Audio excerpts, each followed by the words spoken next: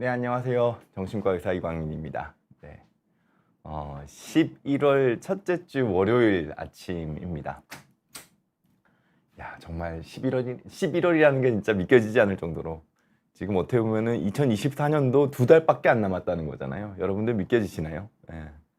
날씨가 오늘부터 추워질 거라고 합니다. 그래서 오늘 뭐 이미 외출하실 분들 이미 외출하셨겠지만, 집 밖에 나가실 때 옷 좀 따뜻하게 입고 나가시고요. 저도 이거 위에 외투를 하나 더 입고 왔거든요. 저녁 때부터는 기온이 좀 떨어지고 이제 완연한 겨울 날씨로 넘어간다고 하니까요. 특히 일교차가 심할 때는 건강 관리 잘 하셔야죠. 그래서 이제는 완연한 겨울로 넘어가고 2024년도 이렇게 빠이빠이 하는구나, 약간 이런 느낌도 듭니다. 여러 가지로 저는 정신없는 시간을 좀 보내고 있습니다. 아는 형님 나온 것도 일정 부분 영향이 좀 있어서 좀 바쁘게 지내고 있고, 일도 좀 쌓여 있고요. 주말 사이에 일을 몇 개 더 했어야 되는데 제가 생각했던 일 중에 한 반 정도밖에 못하고 주말이 지나간 것 같네요. 그러니까 결국 주말도 못 쉬는 거죠. 주말도 못 쉬는 겁니다. 좀 이렇게 휴식과 일과 워크라이프 밸런스를 좀 잘 잡아야 되는데 정신과 의사도 잘 못하죠. 근데 이제 열심히 하다가 또 이제 좀 지칠만 할 때쯤이 되면은 또 어떻게 해서든지 쉬게 되는 게 또 사람인 것 같습니다. 제가 요즘은 PPT를 안 가져옵니다. 그리고 가급적이면은 댓글 실시간으로 달아주시는 여러분들하고도 이야기를 좀 하려고 하거든요. 그래서 중간에 궁금하신 거 있으시면 언제든지 댓글창에 질문 남겨주시면 제가 실시간으로 또 답변, 제가 드릴 수 있는 범위 내에서 답변 드리도록 하겠습니다. 이번 주에는 되게 큰 이슈가 하나 있죠. 지금 내일입니다. 이제 내일이고 아마 윤희님께서도 들어와 계시는데 윤희님께서도 되게 중요한 이슈가 아니실까 싶습니다. 지금 미국 대선이 내일이죠. 미국 대선이 내일이고 지금 보니까 뭐 완전히 박빙이더라고요. 트럼프가 좀 우세하다는 이야기가 있다가 다시 최근에는 또 약간 트럼프가 좀 뒤로 밀렸다 뭐 이런 얘기도 있어서 정말 이게 하루하루가 다르게 뭐 우세에 대한 판가름이 달라지고 있는 시점인 것 같습니다. 미국이 워낙 큰 나라다 보니 이제 거기에 따라서 영향받는, 뭐 우리나라도 당연히 영향을 받겠지만 세계 정세도 많이 바뀔 수밖에 없어서 아마 많은 분들이 내일은 뭐 계속 언론에서 눈을 못 떼고 계실 것 같긴 합니다. 저도 그럴 것 같고요. 잠깐만요, 이거. 아이고야. 오신 분들 인사 좀 나누면은 오영도님께서 맨 처음에 인사해 주셨네요. 저랑 김싱아 PD님, 제이선 PD님 준비해 주시는 분들 인사해 주셨고, 저야말로 중년이 되니 머리가 나빠지고 있는 것 같아요. 깜빡 증세가 아주 심하죠. 오늘 주제가 머리가 나빠지는 것 같아요죠. 그래서 아마 이런 댓글을 달아주셨고요. 윤희님께서도 인사해 주시면서 요즘 암산이 안 돼서 계산기 두들립니다 라고 하셨네요. 저는 원래부터 암산이 잘 안 됐습니다. 이거 아세요? 옛날에는 요즘 애들은 안 하던데 제 딸 같은 경우에도 그런 거 하는데 저희 어릴 때만 하더라도 이제 눈높이 수학 이런 게 있었죠. 이렇게 하루에 몇 장씩 풀어야 되는 문제, 수학 문제만 잔뜩 풀어야 되는 뭐 이런 거 있었거든요. 눈높이 수학의 전신이 공문 수학이죠. 그 거북이 그림 그려져 있던 거. 이걸 아시면 이제 나이가 이제 많으신 거죠. 하여튼 그런 걸 했었습니다. 근데 요즘 아이들은 그런 거 안 하는 것 같더라고요. 그리고 사실 이 일일이 계산 문제만 여러 개 푸는 것 자체가 뭐 요즘이야 뭐 컴퓨터 다 있고 하니까, 계산기 다 있고 하니까 굳이 무슨 의미가 있나 싶기는 해요. 방법만 알고 뭐 문제만 풀 수 있으면 되지, 그거를 마치 옛날에 주사위 이렇게 튕기면서 빨리빨리 계산하듯이 까지 연습해 놓을 필요가 있나? 뭐 이런 생각들을 좀 하게 되는 것 같습니다. 카르페 DM님께서도 안녕하세요 인사해 주시면서 홍혜건 선생님의 이모티콘까지 써주셨네요. 곰돌이푸님께서도 인사해 주셨고, 그리고 임율리 안나님께서도 인사해 주셨습니다. 요번에 비온디에서 구독자 뭐 선물 이벤트가 있었던 모양이군요. 카르페디엠님께서는 선물 받으신 것 같고요. 유희님께서는 미국 대선 관련해서 저도 투표용지 받았습니다 해주셨고요. 이채영님께서도 인사해 주시면서 TV에서 잘 보고 있어요 라고 하시는데, 저도 요즘은 가끔 제가 TV에 나올 때마다 저도 조금 깜짝깜짝 놀랄 때가 있습니다. 네. 당황스러운 거죠. 지식과 과학님께서는 QWER이라고 하셨는데 정말 멍청해지는 것 같은데 치매 증상인가요? 라고 하셨는데 오늘 거기에 대한 이야기, 우리가 왜 머리가 나빠진다고 느낄까에 대한 다양한 이유들에 대한 걸 좀 찾아보려고 합니다. 푼수공주님께서는 저는 요새 일이 몰려서 완전 정신이 없어요. 정신이 없어도 머리는 나빠집니다. 예. 유인님께서는 대통령 투표 말고도 주정부 투표도 해야 해서 109페이지 인포메이션 북릿도 읽어야 합니다. 109페이지나 돼요? 와, 엄청나네요. 푸바오 사랑님 되게 오랜만에 오셨네요. 안녕하세요. 인사해 주셨습니다. 오늘의 이야기를 좀 해보려고 하는데요. 오늘 주제는 머리가 나빠지는 것 같아요 입니다. 여러분들 혹시 이런 거 느끼시나요? 저는 최근에 저희 아파트가 주차 이렇게 차단바 있죠. 입구 들어가는 차단바를 교체하고 있어요. 원래는 자동차 번호판으로 인식돼서 자동으로 문이 열려야 되는데 이거 교체를 하니까 뭐 한 며칠 동안 이 경비원 아저씨께서 앞에 나오셔가지고 일일이 이제 차량 유리창에 붙어있는 아파트 마크를 붙어있는 마크 스티커를 보고는 이제 통과시키고 막고 통과시키고 막고를 하시더라고요. 근데 제가 좀 이렇게 이런 건 결벽증이라고 보기 좀 애매한데 제가 차 유리창에 뭐 이거 덕지덕지 붙여놓는 거 별로 안 좋아합니다. 그래서 그냥 아파트에서 이렇게 붙여놓으라고 아파트 마크 스티커를 줘도 제가 안 붙여놨었거든요. 그러니까 저는 그냥 당연히 통과될 거라고 생각하고는 들어갔는데 경비 아저씨가 갑자기 딱 막는 거예요. 그래서 어디 오셨냐요? 그래서 부랴부랴 제가 이제 아파트 입출입 카드를 보여드리면서 이제 순간 저도 당황을 한 거죠. 저희 동호수를 얘기해야 되는데 저 몇 호에 사는 누구 살아요 정도 해야 되는데 순간 거기서 저희 집 동호수가 생각이 안 나는 거예요. 진짜 순간. 근데 어차피 아파트 카드는 있으니까 그냥 뭐 이상한 옛날 살던 집이었던 것 같은데 옛날 동수를 얘기하고 아저씨는 어차피 아파트 카드가 있으니까 통과를 시켜줬죠. 그리고 지나고 난 다음에 생각해보니까 나 치매가? 나 왜 우리 집 주소가 순간 기억이 안 났지인데 그 순간에는 기억이 났죠. 그러니까 딱 그 경비 아저씨가 딱 잡아서 어디 가세요? 라고 할 때 제가 순간 당황하면서 그때만 기억이 안 나고 거기서 이제 어버버버 거린 다음에 지나가고 난 다음에는 그제서는 이제 동호수가 기억이 나는 거죠. 근데 그러면서 순간 집 주소를 까먹은 거를 생각하고는 이거 치매 아니야? 뭐지? 이런 생각이 든 거죠. 머리가 나빠지는 다양한 영역들이 있습니다. 실제 이제 우리가 가장 두려워하는 거는 이제 치매 영역이죠. 그리고 치매 영역은 크게 두 가지로 나뉩니다. 치매 영역은 크게는 두 가지로 나뉩니다.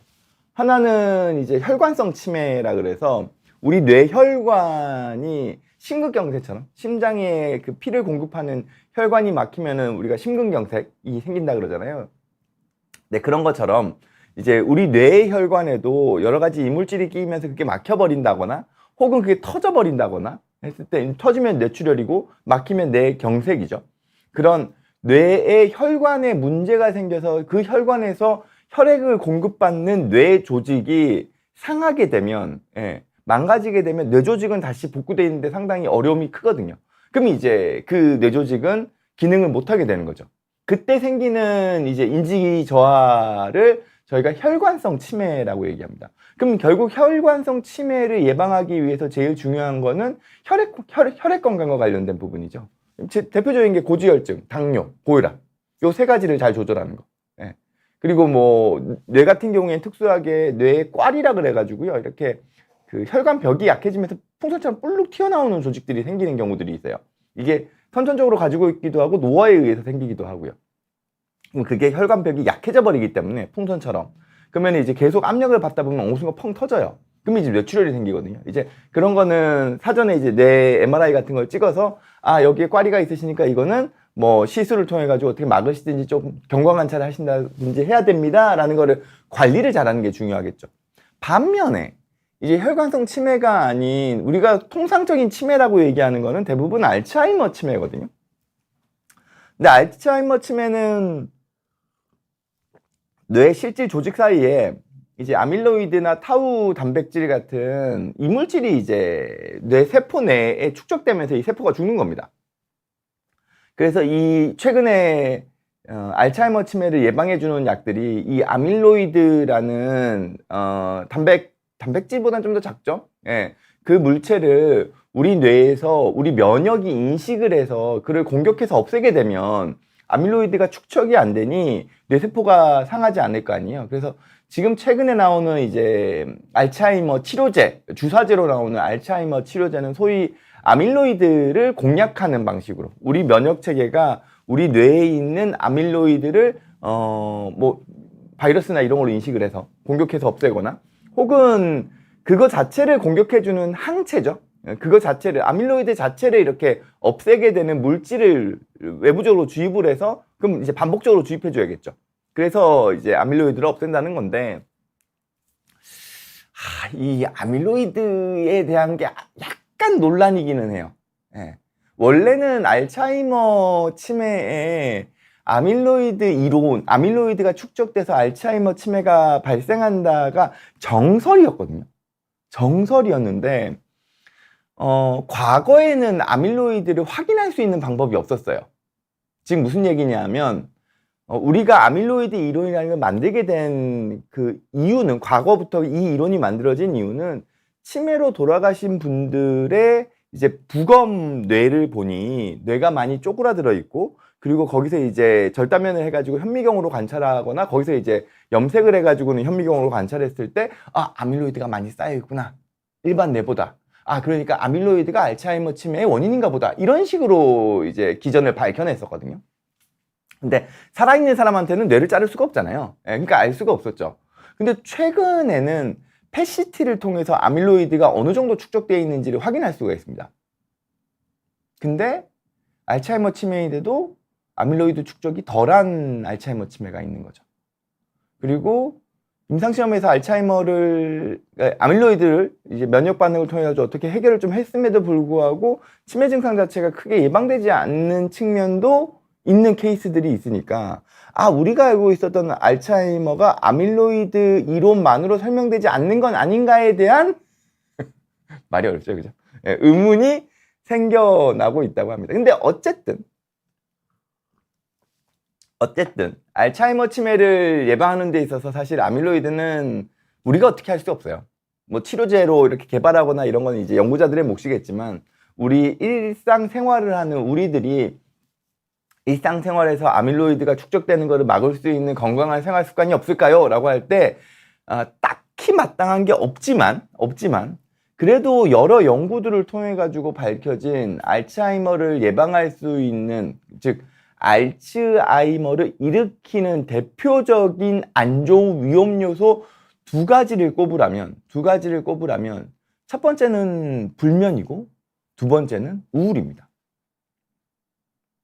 이 막상 알츠하이머 치매에서 우울과 불면이 영향을 미칠 거라고 얘기하니까 이제 어떤 분들은 약간 당황하시는 분들도 가끔씩은 있으세요. 왜냐하면 불면을 조절하기 위해서 먹는 수면제는 또 치매에 안 좋다는 걸 알고 계시잖아요.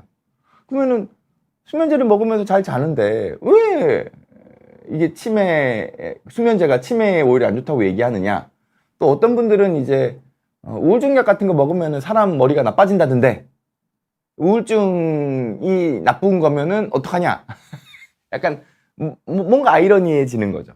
근데 우선 말씀을 드리고 싶은 건 우울증 약물은 머리를 나쁘게 하지 않습니다.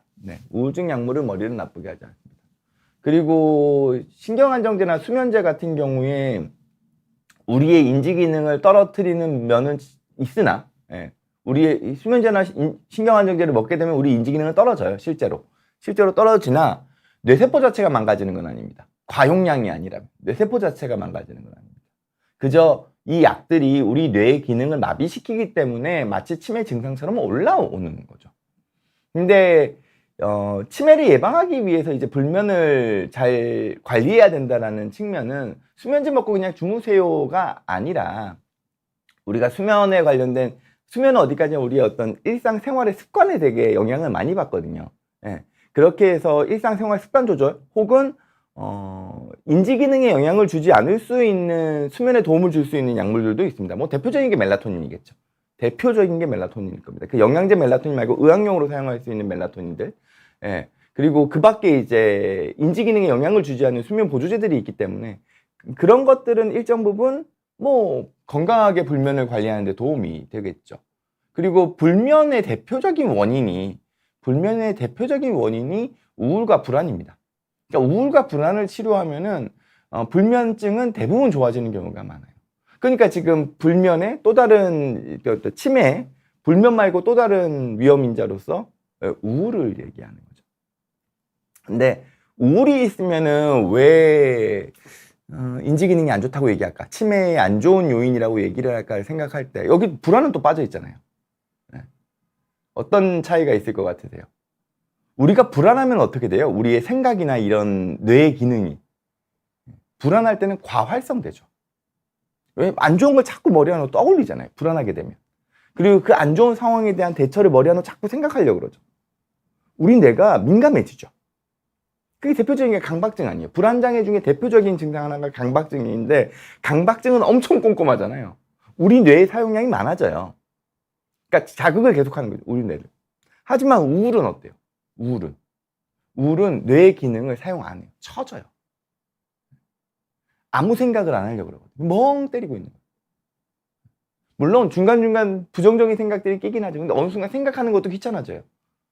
만사가 다 귀찮아져요. 예전에 재미나게 보던 뭐 드라마 이런 것들도 안 봐요. 그러니까 우리 정신적인 작용이 일어나는 다양한 영역들에 대한 거를 우울이 있으면은 내가 피해버려요. 차단해요. 내가 동굴 속으로 들어가 버린다니까요. 그렇게 되면 우리 뇌가 자극을 받지 않으니 사용하지 않는 뇌는 퇴화되죠. 그러니까 우울이 우리 뇌 건강에 소위 말해서 인지 기능이 안 좋다는 이야기도 하는 걸 겁니다. 자, 이때까지 말씀드린 건 이제 소위 말해서 진짜 인지 기능 장애라고 얘기할 수 있는 치매에 대한 영역을 말씀드렸다면 사실 근데 오늘 제가 좀 더 말씀드리고 싶은 거는 우리가 일상생활에서 느끼는 머리가 나빠진 것 같다는 느낌. 제가 얼마 전에 이렇게 경비 아저씨한테 동호수 잘못 얘기하는 것처럼 그 순간 아주 친했던 친구인데 그 친구 이름이 기억이 안 나. 그리고 물건을 까먹었는데 이거 어디다 놨던지 모르겠어. 그리고 그거 있잖아. 나 찾고 있는 그 물건 이름 그거 있잖아. 순간 그냥 헷갈리는 거죠. 좀 있으면 다시 돌아와요. 기억나요. 근데 순간 그냥 생각이 안 날 때 이거 뭘까라는 거죠. 여러분들도 많이 경험하시죠? 이건 나이대랑 상관없습니다. 나이대랑 상관없으세요.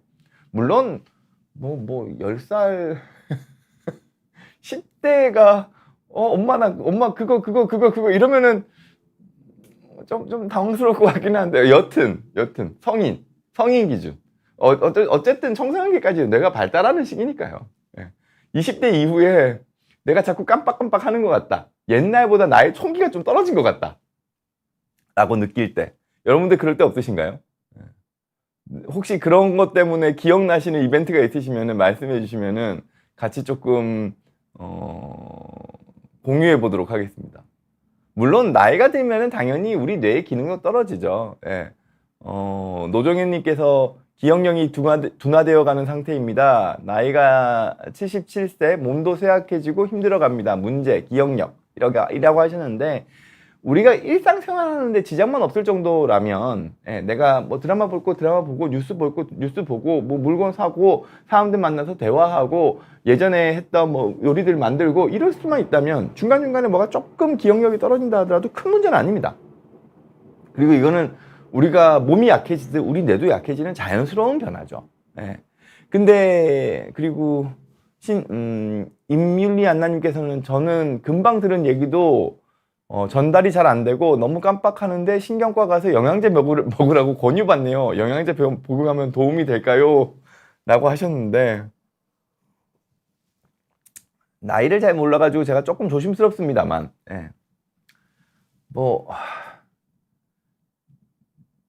먹어도 큰 문제는 안 되실 겁니다. 근데 먹는다고 큰 도움도 안 되실 거라고 생각은 합니다. 약간의 예방적인 측면에서는 도움이 되실 수는 있겠죠. 약간의 예방적인 측면에서는 도움이 되실 수는 있겠으나 적어도 몸에 나쁘진 않고, 예, 그렇다고 엄청 도움이 되는 건 아니다. 딱 이 정도로만 생각해 주셨으면 좋겠습니다. 이렇게 얘기하면 또 신경과 선생님들 싫어하시려나? 아니 근데 뭐 신경과 선생님도 그렇게 얘기하실걸요? 약 처방하시면서 이거 먹으면은 기억력이 다시 돌아오실 겁니다라고 얘기하면서 영양제 처방하시는 분들은 없으실 거예요. 예, 그냥 도움이 될 수 있습니다죠. 도움이 될 수 있습니다. 저는 제가 머리가 나빠진다라고 느낄 때, 제일 느낄 때는 죄송하지만 술입니다. 저는 많은 분들이 공감을 하실지 모르겠습니다만, 저는 술을 마시면, 술 먹으면 고생하시는 분들 많으시잖아요. 속이 탈이 나시는 분들도 있으시고, 그 다음날 숙취 때문에 고생하시는 분들도 있으시고, 어떤 분들은 술 드실 때 이제 뭐 실수를 하신다거나 필름이 나가신다거나 이런 게 있으실 수도 있죠. 예, 뭐 주사가 있다거나. 근데 저는 술을 마셨을 때 가장 큰 제가 느끼는 불편함은 술 마신 다음날 술 마신 다음날 머리가 나빠지는 것 같다는 겁니다. 뭔가 머리에 안개가 껴있는 것 같다는 거죠. 이 얘기를 제가 맨 처음에 들었던 건 제가 본과 실습 때였습니다. 의과대학 본과 실습할 때 저희가 폴리클리닉이라 그래서 PK라 불러요. 본과 실습생들을요. 의과대학 실습생들을 PK라고 부르는데 이게 독일 용어랍니다. 독일 용어고 이제 아마 일본 의학의 영향을 우리나라가 좀 받다 보니까 그 일본이 독일 의학의 영향을 좀 받거든요. 그래서 그 일본에서 사용하는 폴리클리닉이라는 실습생들을 그 용어를 가져와서 PK라 그러고, 혹시 아시는지 모르겠지만 의과대학 가면은 다른 대학이랑 다르게 무슨 교실이라는 게 있습니다. 내과학 교실, 정신과학 교실, 뭐 산부인과 학 교실 이런 식으로 이름이 붙어 있는데, 사실 이게 대학에서 쓰는 용어가 아니죠. 다른 과에서 그런 말 안 쓰죠. 공대에서도 교실이라는 말을 붙이지 않잖아요. 이것도 일본의 영향입니다. 일제시대 때 이제 의학이 들어와서 이제 현대의학이 우리나라에서 잡혔기 때문에 어떻게 보면 그런 일제 잔재 용어인 거죠. 사실 그래서 그 교실이라는 말도 조금 이제는 없애야 되지 않을까라는 생각도 들어요. 근데 제가 실습생 때, 본과 3학년 때 신경외과 교수님이 그 얘기를 하셨어요. 실습생 저희들을 데려다 놓고, 야, 술 마셨을 때 제일 안 좋은 게 뭔지 알아?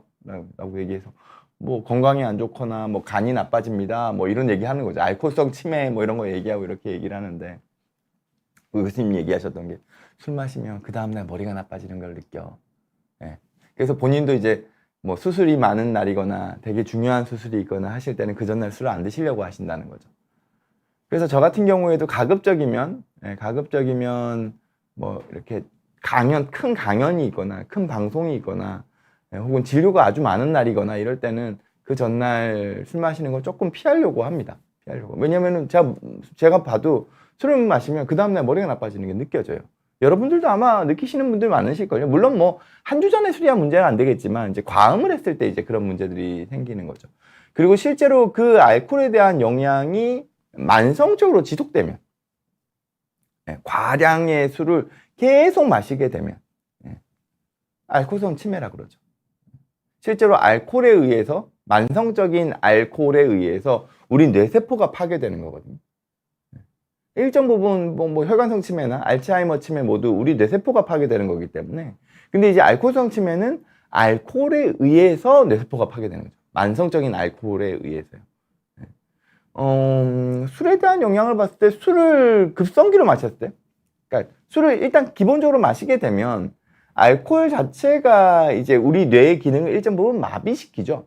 그거는 뭐랑 유사하냐면 신경안정제랑 유사합니다.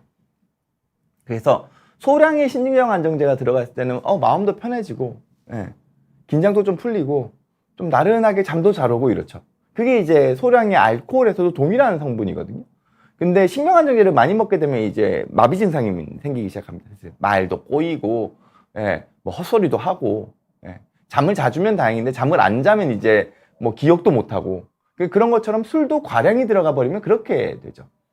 그리고 알코올 자체는 간에서 한번 대사가 되면서 아세트알데하이드라는 물질로 바뀌는데, 이 아세트알데하이드라는 물질은 이제 숙취 물질이 됩니다. 그럼 이때부터는 이 물질은 우리 몸을 힘들게 만들어요. 막 속도 메스껍게 만들고, 몸도 아프게 만들고, 머리도 아프게 만들고, 또 대표적인 거는 잠을 깨웁니다. 사람을 또 긴장시켜요. 그래서 술 마시고 난 다음날 공황 증상 심해지시는 분들이 있습니다. 그거는 물론 알코올이 빠지면서의 금단도 있고요. 알코올이 아세트알데하이드로 분해되면서 이 물질 자체가 일정 부분 공황 증상을 발생시키는 경향도 있습니다. 또 우리가 일상생활에서 머리가 나쁘다고 자꾸 느끼는 상황은 물론 이런 것도 있을 거예요. 어쨌든 나이가 들면서 우리는 인지기능에 대한 염려를 하거든요. 아, 나 이거 인지기능 떨어지는 거 아닐까? 예, 치매 오면 어떡하지? 인데 기억을 잘할 때 우리가 남들이 기억 순간 이렇게 우리가 일상생활에서 내가 기억을 잘하고 있어야 대한 거는 별로 기억에 남지 않는데 내가 순간 뭘 까먹은 게 있어요. 뭘 실수한 게 있어요. 뭔가 내가 머리가 나빠졌다고 느끼는 어떤 이벤트가 있어요. 이러면 이거는 나한테 불안을 자극하기 때문에 기억에 남습니다. 이게 선택적 기억이죠. 실제로 나의 인지기능은 평상시와 다름없는데 내가 인지기능 저하에 대한 불안이나 염려를 가지고 있으니 평상시에는 그냥 무시했을 법한 그냥 이렇게 사소한 이벤트들을 내가 더 기억하게 되는 거예요.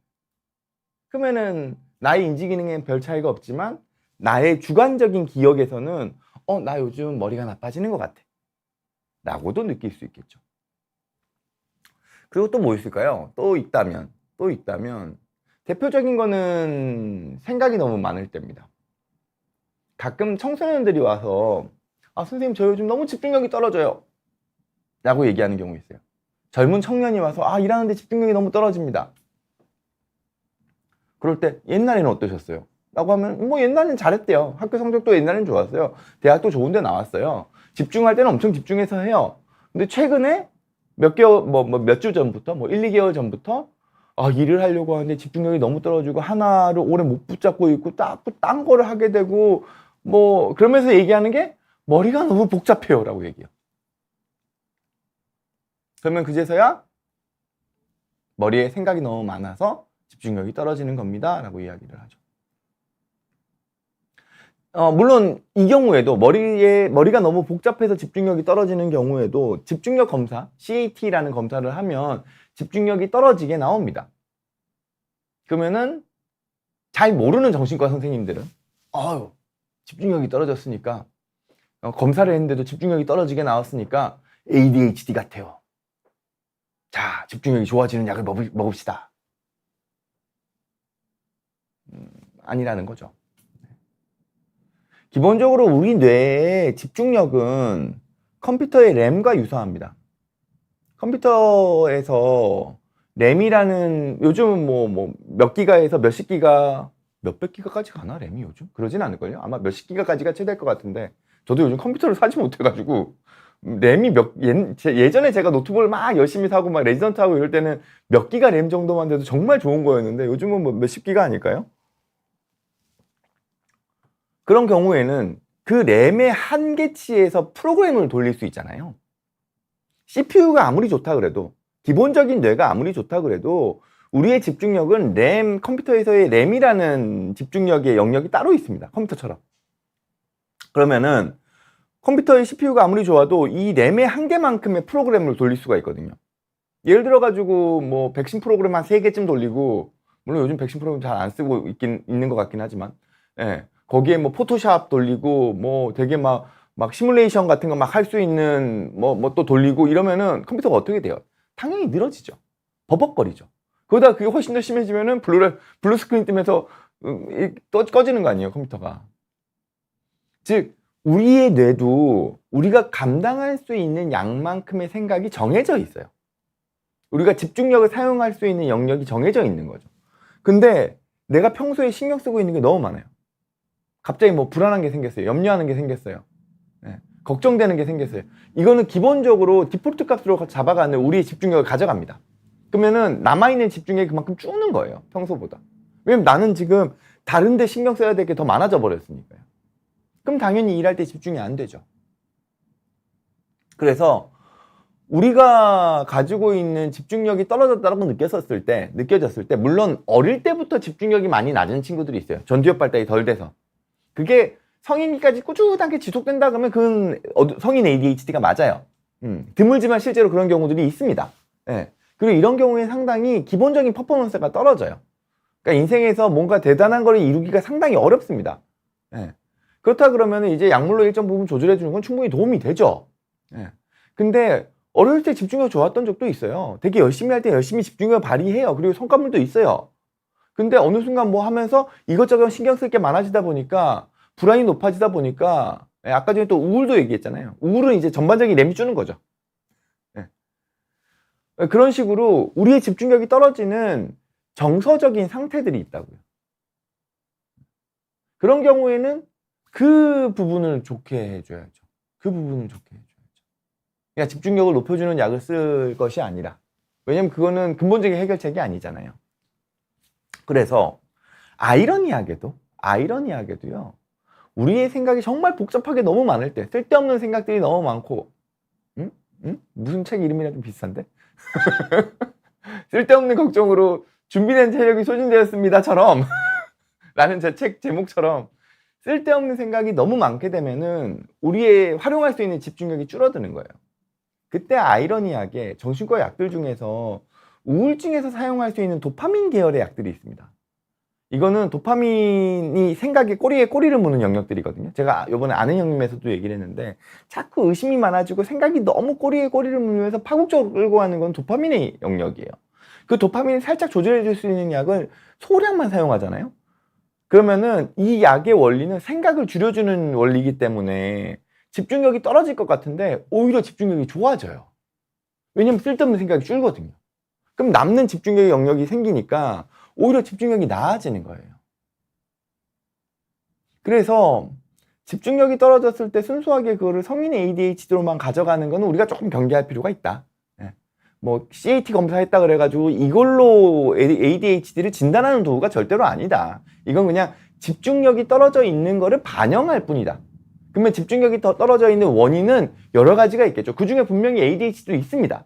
하지만 다른 요인들도 여러 가지가 있어요. 심지어 경우에 따라서는 양극성 장애, 우리가 조울증이라고 얘기하죠. 이것도 우리의 집중력의 총량을 바꿔요. 이거는 양극성 장애는 조증과 우울증이 몇 개월의 단위로 왔다 갔다 하는 겁니다. 이게 하루 사이에 왔다 갔다 하는 게 아니라 몇 개월의 단위로 왔다 갔다 하게 되는데, 이 조증기 때는 이 집중력이 커져요. 막 머리 안에 생각이 빨리 돌아가요. 물론 오류는 많아요. 빨리 돌아가니까 오류는 자꾸 생기거든요. 근데 생각은 되게 많아져요. 에너지가 높아지는 거죠. 우리 뇌의 발전기를 소위 말해서 110V를 꽂아야 되는 거를 220V를 꽂은 것처럼, 요즘 뭐 우리나라에서 110V 전자기 물론 안 쓰긴 하지만, 반면에 조울증에서의 우울기로 넘어가잖아요. 우울기로 넘어가면은 떨어져요. 집중력도 떨어져요. 이거는 총량이 바뀌는 거죠. 소위 말해서 우리 컴퓨터로 비유하면 램의 용량 자체가 조증이 되면 늘어났다가 우울증이 되면 떨어지고, 이게 왔다 갔다 하는 거예요. 그럼 이런 경우에는 이 출렁거리는 이 기분만 우리가 기분 조절제라고 얘기하거든요. 기분 조절제로만 딱 잡아줘도 움직이지 않으니까요. 램의 용량이 움직이지 않으니까 일정한 집중력을 가져갈 수 있게 되는 거예요. 그래서 우리가 집중력이 떨어지는 거에 대한 영역 중에서는 이런 정서적인 요인도 있다. 이걸 조금은 알아두는 것도 중요하다는 생각은 합니다. 한 개 더, 머리가 나빠지는 것과 관련해 가지고 일간의 소문. 전신 마취를 하면 머리가 나빠지더라. 여러분들 혹시 이런 거 얘기 들으신 적 있으신가요? 혹은 이런 거를 경험해 보신 적이 있으신가요? 전신 마취라고 했을 때 물론 여러 가지가 있겠죠. 이제 뭐 내시경이나 어떤 간단한 시술을 받기 위해 가지고 혈관으로 이렇게 사용하는 전신 마취제들이 물론 있기는 합니다. 대표적인 게 뭐 안 좋긴 하지만 프로포폴이죠. 그리고 뭐 미다졸람 같은 것들도 뭐 이제 내시경이나 이런 걸 할 때 많이 사용합니다. 이런 것들을 했을 때 머리가 나빠질까? 자주 사용했을 때. 그리고 이제 진짜 수술을 할 때, 수술방에서 이제 수술을 하기 위해서 전신 마취를 하는, 이거는 이제 소위 말해서 가스 마취죠. 가스 마취를 할 때, 이런 게 우리 뇌에 어느 정도의 영향을 미칠까? 어떻게 생각하세요, 여러분? 실제로 수술을 많이 하시는 분들 같은 경우에는 나 수술하고 난 다음에 진짜 머리가 난 많이 나빠졌어 라고 하시는 분들이 꽤 많죠. 꽤 많죠. 그리고 이제 아이를 키우는 부모 입장에서 이제 제 딸 같은 경우에도 어린 시절에 좀 전신 마취를 좀 자주 해야 되는 상황들이 좀 있었는데, 아이를 키우는 부모 입장에서 아이가 어린 나이에 전신 마취를 해야 되는 어떤 상황들, 혹은 그게 전신 마취를 해야 되는 수술이 있거나 하면은, 이 전신 마취가 이 아이의 뇌 발달에 안 좋은 영향을 미치는 건 아닐까에 대한 염려는 생기죠. 그죠? 물론 저도 그렇지만. 저도 전신 마취, 수술로 하는 전신 마취 경험은 있거든요. 맹장염 때문에. 당연히 수술 시간이 짧죠. 큰 수술이 아니기 때문에, 맹장 수술은 큰 수술이 아니니까 아마 한 두세 시간? 마취 시간 해봤자 4시간이 안 넘었을 거예요. 두세 시간 정도겠죠. 그리고 내시경 할 때 제가 수면 마취 하는 거는 여러 차례 해봤겠죠. 근데 제가 느끼기에는 제가 맹장염 때 전신 마취를 하고 난 다음에 머리가 나빠졌다고 느끼지는 않았습니다. 수면 마취 같은 것들, 내시경 등등을 하기 위해서 그런 걸 할 때도 머리가 나빠지는 듯한 느낌은 저는 받지는 딱히 않아요. 왜냐면 그건 기본적으로 제가 의사기 때문에 적어도 이런 시술이 머리가 나빠지진 않는다라는 의학적인 지식을 가지고 있기 때문에 그럴 수도 있겠죠. 근데 다만 아까 전처럼 내가 머리가 나빠지는 거 아니야? 전신 마취하면 머리 나빠진다는데? 라는 염려를 가지고 계신 분들은 아까 말씀드렸죠? 선택적 기억. 내가 평소랑 비슷하게 그냥 깜빡깜빡하는 이벤트들이 있는데 그거를 우리가 더 심각하게 생각을 하기 때문에 그게 선택적으로 기억되는 측면도 있을 겁니다. 결론만 말씀드리면 일과성적인, 일시적인 혹은 한 번 정도 하는, 적어도 반복되지 않는, 그리고 아주 오랜 시간 하는 수술이 아닌 경우에 사용하는 전신 마취 경우에는 우리 뇌 발달에 영향이 없는 걸로 되어 있습니다. 아이들 같은 경우에도 4시간 미만의 이제 수술 같은 경우에는 뇌 발달에 영향이 없는 걸로 되어 있어요. 우리 의학이 많이 발전한 것만큼 우리 의학이 많이 발전한 것만큼 우리의 마취의학도 많이 발전을 했거든요. 그래서 우리 뇌 예전에는 이제 조금 뇌에 영향을 주는 마취제들이 이제 의학에서 쓰였을 수 있죠. 근데 이제는 이제 그런 부분들이 많이 개선이 돼서 새로운 약물들이 계속 나와서 이제는 일과성적인 단발성 수술을 위한 혹은 짧은 시간의 시술을 위한 전신 마취 같은 경우에는 우리 뇌에 미치는 영향이 거의 없는 것으로 의학적으로는 되어 있습니다. 근데 다만 여기도 제가 지금 전제 조건을 몇 개 깔았잖아요. 예외 조항은 있어요. 수술 기간이 긴 경우, 예를 들어서 심장 수술이나 뇌 수술이나 이런 경우에는 또 이식 수술이나 이런 경우에는 수술 기간이 꽤 길거든요. 수술 시간이 적어도 4시간 이상, 한 6시간, 8시간, 경우에 따라서는 열몇 시간짜리 수술도 있기 때문에요. 수술 시간이 길어지면, 그리고 자꾸 반복해서 하게 되는 그 전신 마취 수술들이 있어요. 어쩔 수 없이. 수술 부위에 다시 문제가 생겨서 다시 재수술을 해야 된다거나, 혹은 수술 자체를 이렇게 여러 번 나눠서 해야 되는 수술들 같은 경우에, 이런 경우에는 그래도 인지기능에 영향은 있는 걸로 되어 있죠. 대신에 아까 말씀드렸던 단발성, 그리고 수술 시간이 짧은 경우에는 그건 영향이 별로 없다라고 생각을 하시면 되고요. 근데 다만 여기서도 또 다른 예외 조항이 있습니다.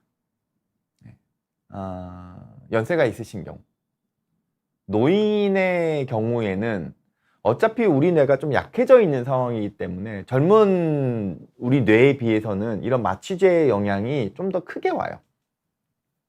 대표적인 증상이 선망입니다. 선망.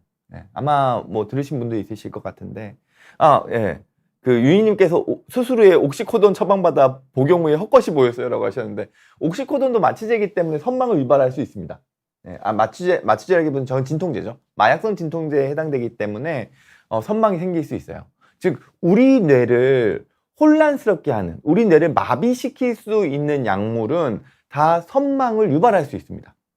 나이가 많은 경우에. 그렇다고 유님 보고 나이가 많다는 건 아닙니다. 근데 이게 아마 수술한 후에 옥시코돈까지 같이 섞이니까 수술할 때 쓴 마취제랑 옥시코돈이 같이 엮이면서 이제 선망으로 유발되셨을 것 같아요. 그래서 뭐 옥시코드는 안 쓰더라도 수술 자체만으로도 보통 한 70살이 넘어가시는 분들, 70 중반이 넘어가시는 분들 같은 경우에는 단독 수술만으로도, 전신마취 단독 수술만으로도 수술 후 선망이라는 게 생기기가 쉽습니다. 왜냐면 우리 뇌가 어차피 약해져 있는 상황에서 마취제로 우리 뇌를 한 번 더 좀 자극을 한 상황이기 때문에 이 깰 때 깔끔하게 깨는 게 아니라 되게 혼동 증상을 느끼시면서 깨세요. 헛것도 보이기도 하고 막 사람 잘 못 알아보고 막 정말 중증 치매 환자처럼의 시간이 짧게는 하루 이틀, 2, 3일에서 길게는 일주일 이상 지속되기도 합니다. 그리고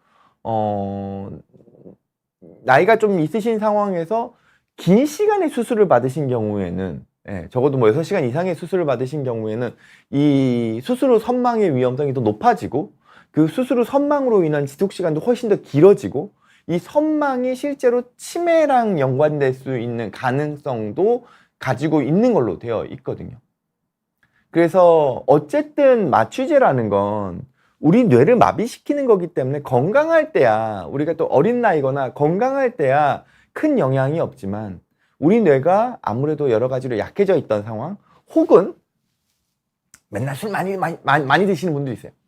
젊은 나이인데도 맨날 술 많이 드시죠. 그러다가 갑자기 뭐 사고나 질병 때문에 갑자기 수술을 해야 돼요. 그러면은 수술 후 선망이 잘 옵니다. 왜냐면 술 때문에 우리 뇌가 많이 약해져 있는 상황에서 갑자기 마취제가 또 들어가니까 이건 비교적 젊은 나이라 하더라도 수술 후 선망 생기가 쉬워요. 그러면 알코올 금단성 혹은 알코올성 선망 플러스 수술 후 선망이 같이 섞여버리는 거죠. 이런 경우들도 있습니다. 그래서 최희령님께서도 얘기해 주셨다시피 환자가 나이가 많은 경우 미약성 진통제가 선망을 유발할 수 있고 혼동 증상이 나타날 수도 있습니다 라고 이야기하셨는데 동일합니다. 수술을 안 했다 하더라도 어르신들 같은 경우에는 수면제나 신경안정제나 마약성 진통제 같은 것들, 그리고 뭐 수면 내시경, 수면 마취 같은 것들을 하시는 경우에도 이 깨어나실 때 혼동 증상을 경험하시는 경우들이 흔하게 있을 수 있어요. 이거는 이제 또 별도의 영역, 우리 뇌가 나빠진다라고, 우리의 기억력이 나빠진다라고 느끼는 또 다른 영역인 거죠.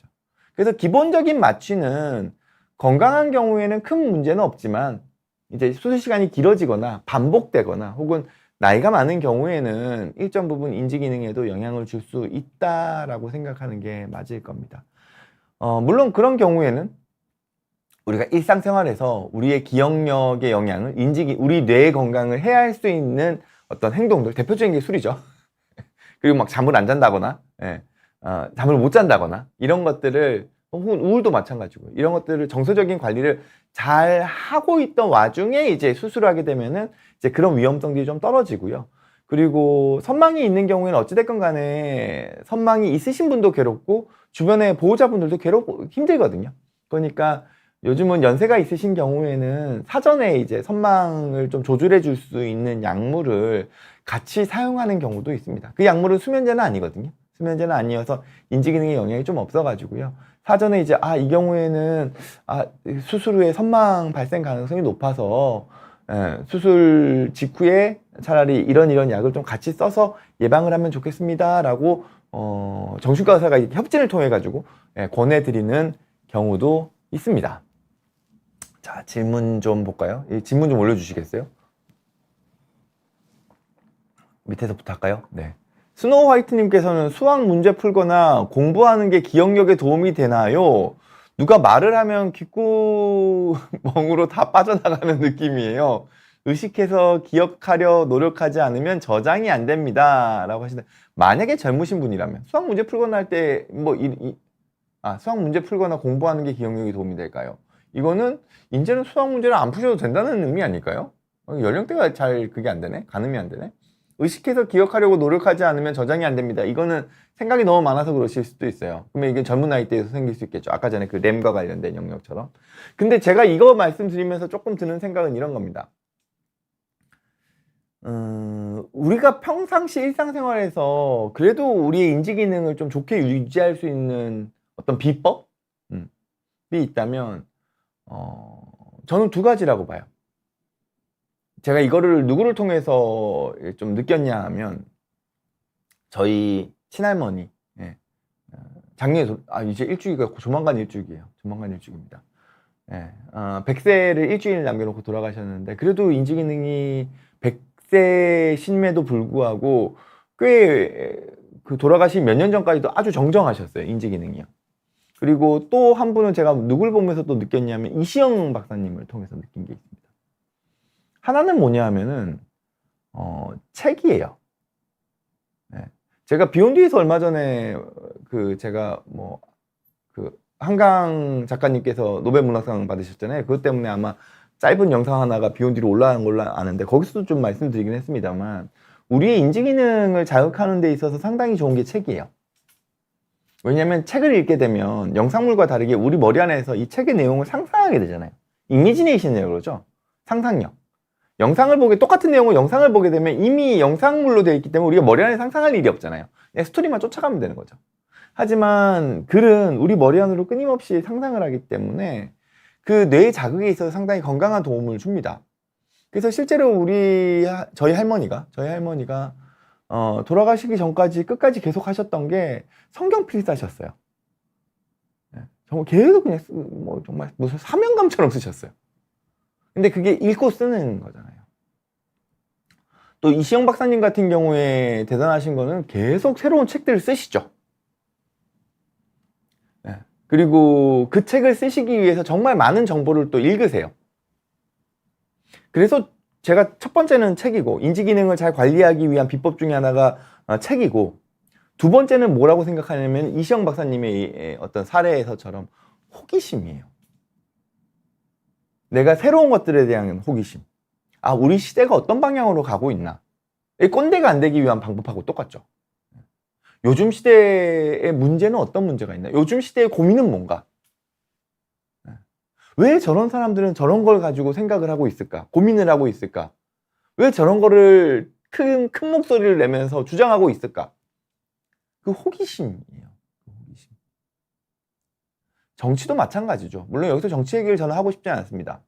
물론 제가 뭐 정치의 어떤 그거를 밝히고 싶지도 않고 저는 거기에 대해서 약간 경계를 하는 편이에요. 그래도 이거 하나만 말씀을 드린다면 적어도 상대 진영이 왜 저런 주장을 할까에 대한 호기심을 좀 서로서로 가지셨으면 좋겠어요. 내 주장만 할 게 아니라 저 사람은 왜 저희 얘기를 할까? 도대체 무슨 생각을 하는 걸까에 대해서 말도 안 되는 소리야 라고 이렇게 쳐내는 게 아니라 그래도 뭔가 이유가 있겠지. 어떤 입장일지에 대한 거를 물론 나는 그 편이 아니라 하더라도 저 입장에서 저 주장하는 거는 저런 이유들이 있겠구나에 대한 거를 적어도 호기심을 가지고 좀 바라보려고 하는 것. 양쪽 다 마찬가지죠. 그 호기심이 끊임없이 우리네를 또 자극하는 거예요. 새로운 정보잖아요. 고인물은 썩죠. 우리의 뇌도 마찬가지예요. 우리가 똑같은 생각만 반복하고 있으면은 우리 뇌는 썩어요. 어르신들이 정치 요즘 정말 많이 보시잖아요. 정치 유튜브 진짜 많이 보시잖아요. 다 거기 비슷한 내용들이죠. 그러니까 어느 진영이든 간에. 예. 근데 그 내용이 한 방향으로만 쏠려 있으면 우리 뇌는 계속 똑같은 것만 자극되기 때문에 그건 우리 뇌 발달, 그러니까 우리 뇌를 보호하는데 별 자극이 안 돼요. 내가 잘 모르는 영역들을 자꾸 찾아봐야죠. 뭐 낯선 나라에 여행을 갔을 때 그 낯선 환경에 대한 호기심, 그 자극들, 그게 우리 뇌를 자극하잖아요. 새로운 언어를 배우려고 하는 것, 새로운 취미 생활을 하려고 하는 것, 그런 것들도 우리 뇌를 자극하죠.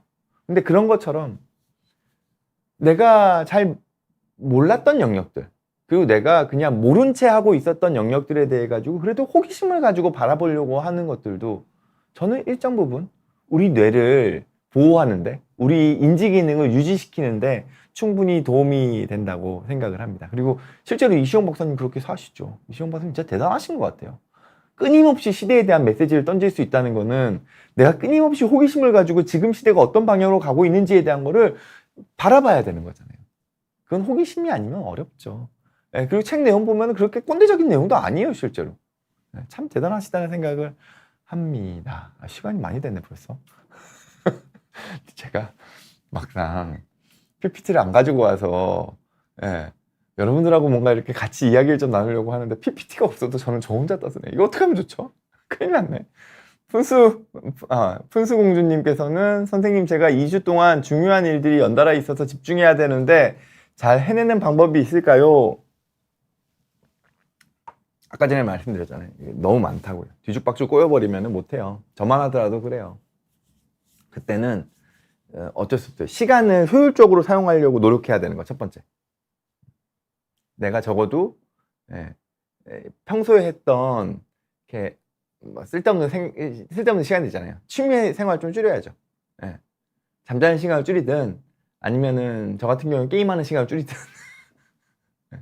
그리고 그 다음에 필요한 거는 일의 우선순위예요.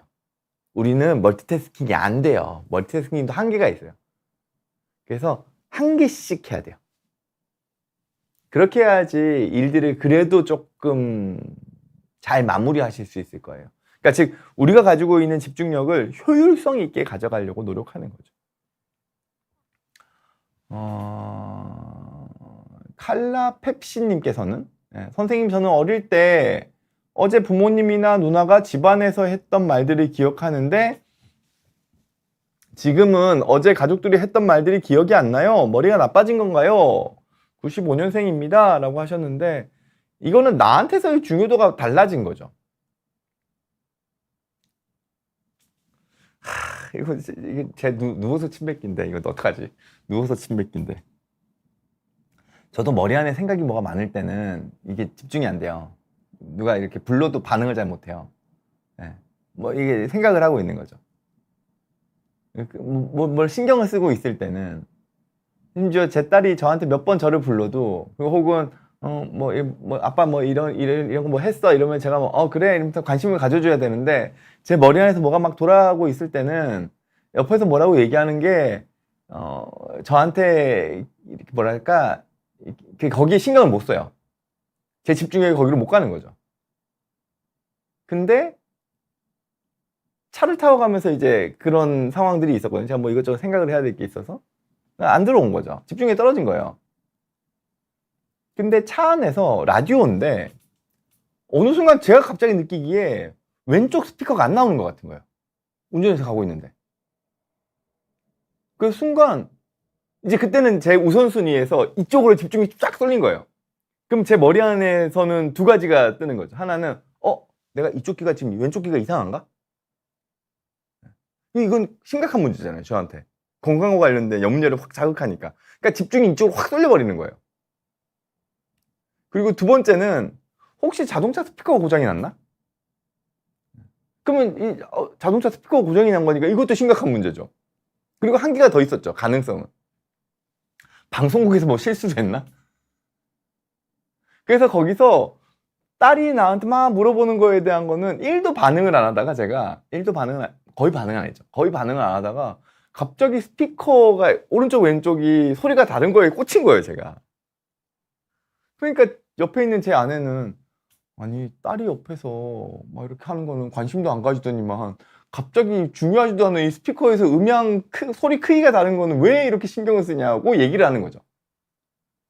그러니까 지금 무슨 얘기냐면 칼라 펩시님한테 말씀드리는 건 무슨 얘기냐면 우리가 가지고 있는 그 정서적인 우선순위에 따라서 우리의 집중도를 사용하는 그 뭐랄까요 그 우선순위도 그거의 우선순위도 바뀌는 거죠. 즉 예전엔 부모님이나 누나가 집안에서 했던 이야기들이 나한테는 되게 중요한 것들이었어요. 그러니까 내가 집중을 하는 거죠. 그러니까 기억도 나죠. 근데 내가 이제는 좀 뭐 나이도 들고 하면서 95년생 분한테 나이가 들었다는 말씀을 써서 죄송합니다만 나이가 들면서 이제는 이제 부모님이나 누나의 어떤 세계, 그 가족의 세계보다는 더 넓은 세계가 지금 생겼잖아요. 그러니까 아무래도 부모님이나 누나에 대한 우선순위가 옛날보다 바뀐 거예요. 물론 뭐 제 딸이 저한테서 우선순위가 아니라는 건 아닙니다만 그런 식으로 우리의 집중력은 우리가 가지고 있는 그 삶의 영역이 얼마만큼 확장되느냐에 따라서 또 그 분할되는 정도가 달라져요. 그렇게 이해할 수 있겠죠. 한 개만 더 할까요? 카르페디엠님께서는 선생님 질문 있어요. 고딩 사춘기 아들한테는 적당한 무관심이 답일까요? 라고 하셨는데 지금은 정확하게 말씀을 하신 거죠. 이건 정답이에요. 뭐 딱히 뭐 다른 코멘트를 댈 필요가 없을 정도로. 왜냐하면 앞에 적당한이라고 하셨잖아요. 만약에 저한테 이 질문이 고등 사춘기 아들한테 적당한 관심을 주는 게 답일까요? 라고 하셔도 저는 정답이라고 얘기할 거예요. 왜냐하면 적당한이란 관심과 무관심 사이에서 내 아들에게 필요할 정도의 관심만 주고 내가 염려해서 주고 싶은 관심은 일정 부분 내가 참는다라는 거잖아요. 내가 아들한테 관심을 줄 때는 두 가지 이유가 있어요. 아들한테 진짜 필요한 관심이 있고 내가 불안해서 가지는 관심이 있어요. 뭐가 아들한테 필요하겠어요? 아들이 필요한 관심이 주가 되는 거죠. 적당한 무관심이란 내가 불필요하게 가지고 있는 관심은 참아야겠구나. 적당한 관심이란 아들한테 필요한 관심만 주는 거구나. 이렇게 이해하시는 게 맞을 것 같습니다. 시간이 벌써 11시가 훌쩍 지나서 다음부터는 내용을 좀 더 적게 준비할까 봐요. 근데 저도 이렇게 막 이야기를 하다 보니까 점점 이렇게 얘기가 많아지는 경향이 있어서 그래도 여러분들께서 이렇게 같이 댓글에서 이렇게 글 남겨주시고 이렇게 하시니까 제가 그래도 계속 이런 걸 하면서도 많이 배우게 되는 것 같고 저도 여러분들께서 어떤 거를 궁금해 하시는지 그리고 어떤 데 관심이 있으신지를 제가 또 알게 되는 것 같습니다. 그래서 질문 그냥 주신 것만 할게요. 헬렌님께서는 알포틴 처방받았다고 하시는데 뭐 드셔도 나쁠 건 없습니다. 뭐 영양제 개념이라고 생각하시고 근데 다만 이게 큰 변화를 주는 약은 아니에요. 그냥 좀 일정 부분에 도움이 될 수 있다 이렇게만 생각하셨으면 좋겠고요. 주아의 미한 채널님께서는 경도 인지장애는 치매 전 단계라고 생각하거든요. 근데 일상생활에 적어도 어느 정도의 지장이 있어야 됩니다. 그래서 중요한 업무나 일정 약속 등에 거의 지장이 없으시다면 그거는 크게 문제 안 되세요. 이거는 아까 말씀드렸던 우선순위의 차이 이렇게 보시면 좋을 것 같고요. 왜 배만나와님께서는 이것도 빨리 할게요. 스트레스성 폭식이라고 하셨는데 이거는 첫 번째는 의지예요. 그리고 두 번째는 욕심입니다. 즉 의지를 가지고 욕심은 낮추셔야 돼요. 즉 내가 다이어트를 하거나 체중 감량을 하거나 운동을 하는 데 있어서 의지를 가지고 일주일에 몇 번은 무조건 한다. 일주일에 한 번, 1시간 혹은 일주일에 1시간씩 2번 이 고정적으로 시간 남겨놓고 무조건 한다.